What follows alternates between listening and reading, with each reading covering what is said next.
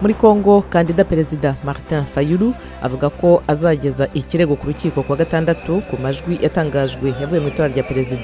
Komisiyo y'amatora yatangaje ko umukandida utavuga rumwe n'ubutegetsi Felix Tshisekedi ari we watsinze iryo tora ryo ku itariki 30 y'ukwezi kwa 12.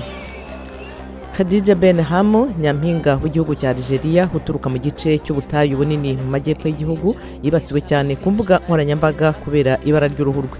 Ben Hamo yavuze ko yizeye kuzahagarara neza abatuye akarere akomokamo.